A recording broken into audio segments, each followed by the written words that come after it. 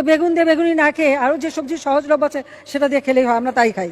মিষ্টি কুমড়া দিয়েও খুব ভালো বেগুনি না বানায়, মিষ্টি কুমড়া দিয়েও বেগুনি বানানো যায়, সেভাবে আমরা করি, সেভাবে করা যায়। পেঁয়াজ ছাড়াও কিন্তু রান্না হয়। হ্যাঁ, আমি কিন্তু করি, আমি করি তো, আমাদের বাসায় করে।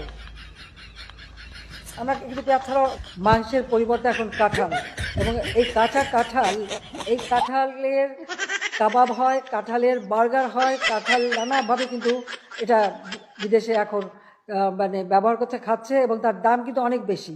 আর এখন মাছের কাটার একটা সমস্যা, অনেকে মাছ খেতে চায় না, কিন্তু প্রক্রিয়াজাত করলে পরে কিন্তু এই কাটাও কিন্তু নরম করে ফেলা যায় এবং খাওয়া যায়, এবং সেটা খুব বেশি কঠিন না, এমনকি ঘরে ঘরেও করতে পারেন।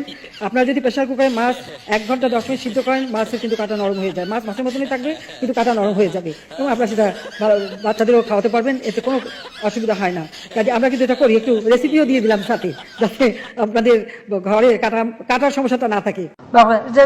আবার ডিম নিয়ে শুরু করলো, ঠিক আছে, এরপরে যখন ডিম বেশি পাবেন সিদ্ধ করে ফ্রিজে রেখে দেবেন, বহুদিন থাকবে, সমস্যা নষ্ট হবে না, সবকিছু বিকল্প ব্যবস্থা আছে।